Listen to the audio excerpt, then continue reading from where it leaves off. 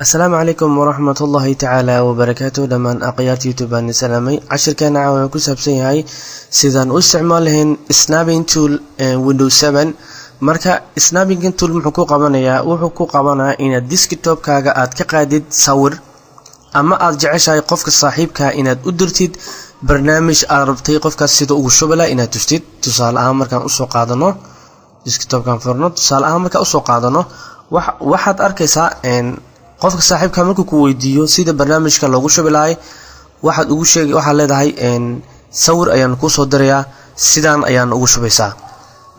markaan preview naano waxaad arkaysaa sawirka intaan step ayaa ku soo baxay leedahay marka ku dhufto waxa leedahay ilaa 7 step ayaad maraysaa. qofka sidaas ayaa u faahfaahin kartaa sawir aan ugu dir kartaa adigoona computerkiisa gelin ama adoona caawinin. waxa laga yaabaa in aad waqti isku weysaan sidaas ayaan ugu sahlan ayuu marayaa.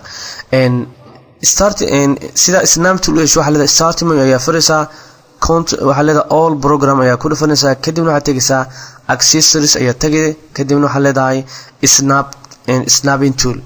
haddii aad leedahayna intaas dhan program mari kar waxa leedahay meeshan ayaad ku qoraysaa start menu markaa furtid waxa leedahay snapping tool ayaad ku dhufanaysaa kadibna kor waxa ku soo baxayo program QCDs ayaad ku soo baxayo oo ku dhufsanaysaa. kadib markaa soo dooratid background dhan wuxuu ka dhigay white. haddii aan new taabto aan sharaxna asiga meesha ku qoran free from snip iyo rectangle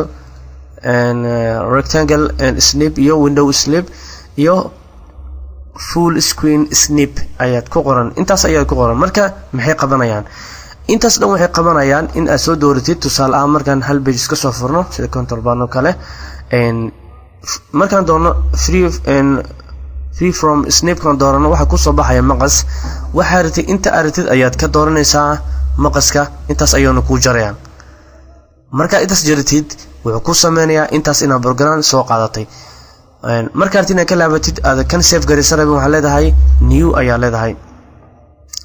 markii aan ku xijino kan new kala aan taabano sidii shaashada noogu soo cadaato okay rectangle kan ayaa u jeedo kan waxa dooranaysaa inta aratay ayaad qiyaasanaysaa qiyaasaan kan ayaad ugu qurux badan oo si fiican kugu doorayo markaad fiirisid kadibna wixii dhan sidaartid ayaad u qiyaasanaysaa.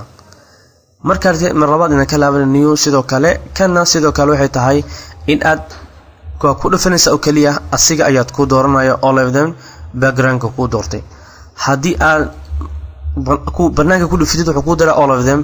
haddii aad samaysid ina mar labaad soo dooratid aad programka dushiisa new dhahdid aad saartid waxa ku soo baxaya inaad ku dhufatid asiga oo gooniya.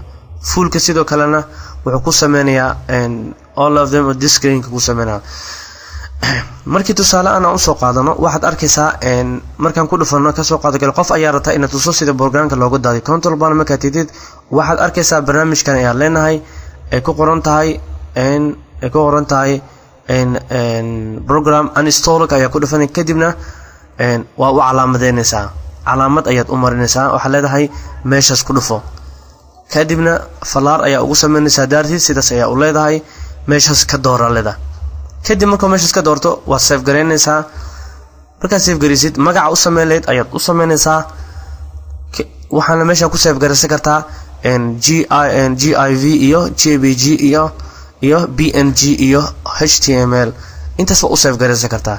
kadibna save hadaadid uu ku save gareeyay. mar labaad haddaan rabno inaan sameyno waxa leedahay new ayaa leenahay. qofka markuu waa sii wadeena new labaad ayaa leenahay. mar labaad waxa leenahay uninstall kan ku dhufanayna kadib inta rabna inaan tusno waxa leenahay meesha ayaan soo dooranayna. mar labaad waxaan soo qabanaynaa all of them inta qiyaaska tus lahayn kadibna intaan ayaan leenahay programka rabo inuu ka tiro ayaan leenahay programka yaratan ka tirto waxaan leenahay photoshop ka tir. tusaale ahaan markaas aan u sameeynaa haddii oo qoraalka sida marka ugu dhigtid oo ka qaldamo waxa tagaysaa meeshan erase ayaa tagay kadibna waad ku dhufanay ama kana ku dhufanay kadib waa ka saartay. sidaas ayaa u isticmaali kartaa. haddii aad rabtid ina email ugu dirtid waxaad ku dhufaysaa meeshaan ku dhufanaysaa emailka kadibna inta waxa ku kacayo Windows Live Mail ayaa ku kacayo kadibna waxa ku soo baxayo meesha aad emailka ku diri lahayd. marka waxa ii soo baxay shaashadan marka emailkii laga diraayo from waaye walaal 77 kan loo dirayna waxaan ka dhignaa emailka adiga aad u ratay inaad ka dhigatid ayaad u samaysanaysaa